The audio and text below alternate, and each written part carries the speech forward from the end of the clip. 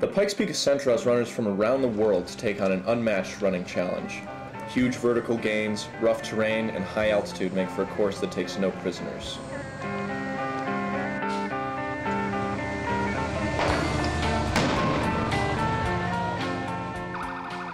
Over 1,700 people lined up on a perfect summer morning in Manitou Springs, Colorado to take the challenge of this year's ascent.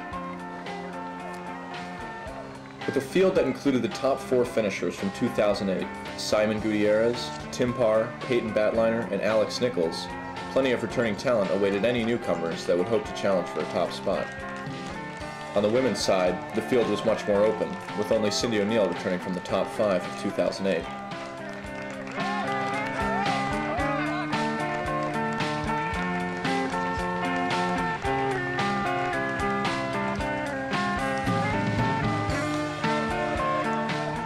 Only a few of the Wave 1 starters looked to contend for the top spots, but as they got underway, the challenge of 7,800 vertical feet in 13.3 miles awaited all of the runners.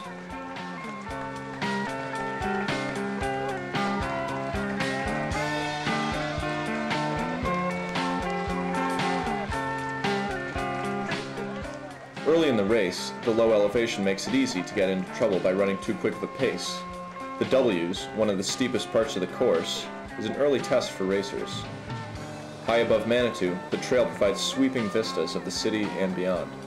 Near the top of the W's, the lead pack included 5 runners: Zach Freudenberg, Tim Parr, Tommy Manning, Alex Nichols, and Simon Gutierrez. With the exception of Manning, all 5 had experience on the peak and could be considered capable of taking the title. Gutierrez is the 2003, 2006, and 2008 champion, while Tim Parr recently qualified to represent the U.S. in the Mountain Running World Championships by winning his selection race. 30 minutes after the start of Wave 1, Wave 2 was underway at Manitou Springs. While Wave 2 runners do not come into the race with fast qualifying times like their Wave 1 counterparts, they still face the same challenge from the mountain and themselves.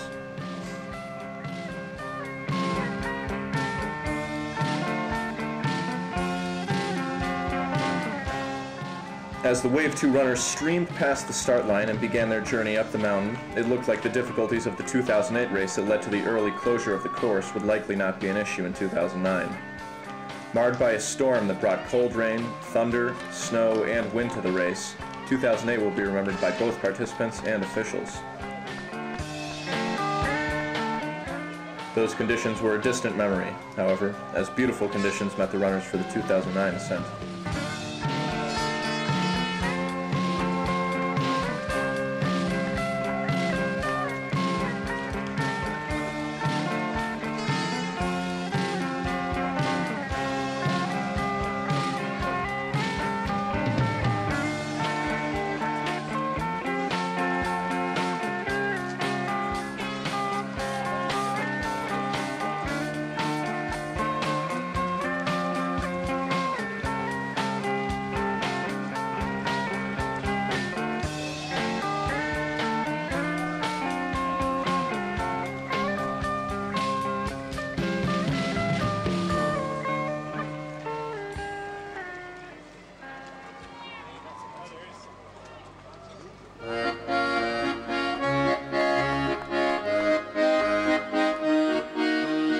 The top women through the W's were Megan Kimmel, Rachel Queller, Kim Dobson, Lynn Bjorkland, and Cindy O'Neill.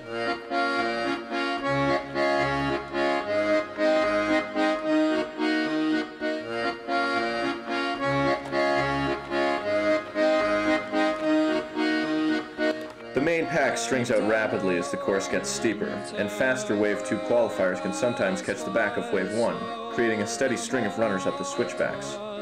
Conserving energy during this early stage is critical for success on the peak.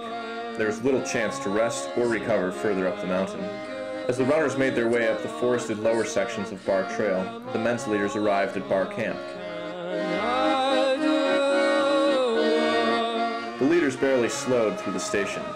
Tim Parr opened up a slight gap on Gutierrez, Nichols, and Freudenberg. Manning ran slightly behind as he refilled his water at the aid station. For the women, Kimmel continued to lead. Only 45 seconds behind, however, was Rachel Queller. Queller was followed closely by Dobson and O'Neill in third and fourth. When the women's leaders were leaving bar camp, the men were already above the A-frame shelter. Tim Parr broke the pack that he led through bar camp, and with only 2.5 miles to go, he established a lead of over 5 minutes.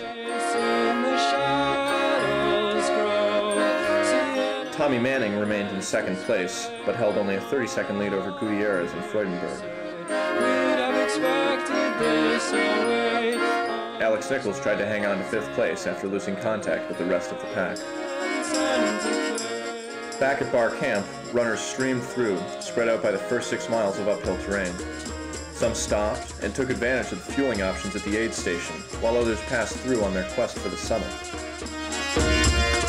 A theoretical halfway point, bar camp is the most substantial aid station in the course and provides a bevy of food and drinks for the participants.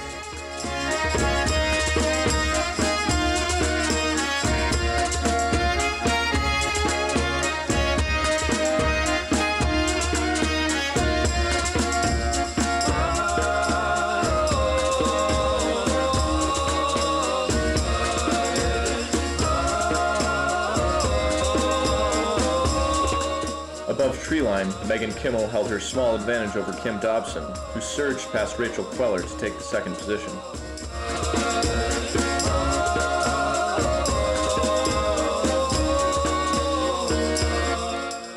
Queller fell to third place as Cindy O'Neill and Carrie Nelson gained ground. Dubbed America's Ultimate Challenge, the Pikes Peak Ascent offers an experience for some of the top mountain runners in the country to compete against each other. It also gives runners of all skills and abilities a race on a course like no other. The natural, minimal landscape above treeline on Pikes Peak provides visual evidence of the city you leave behind when traveling up Bar Trail. While running, it is difficult to ignore the beauty of the mountain, but the intense nature of the trail and the physical effort it takes to run up it often takes precedence over the views from Pikes Peak.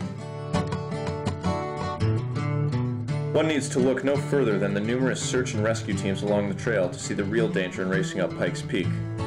These teams are critical to maintaining the safety of the race and are well trained at recognizing and treating the numerous issues that can affect runners in such a harsh climate. I'm Tim. And I'm Mike.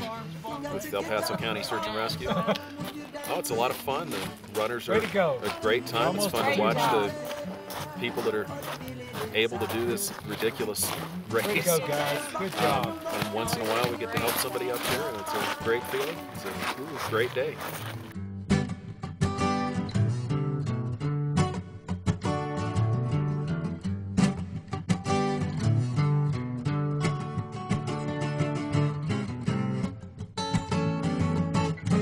Even with the inherent dangers from altitude, weather, and the technical trail, it is impossible not to take in some of the natural beauty of Pikes Peak and the Front Range.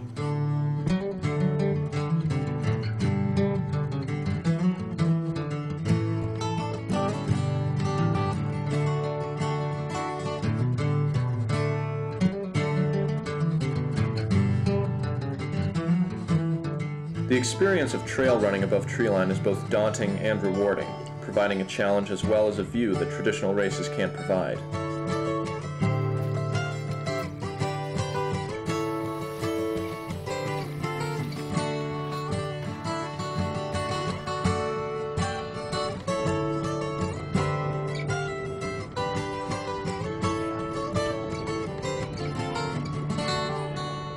While some enjoyed the scenery along the course, the top men's finishers would rather enjoy it from the summit.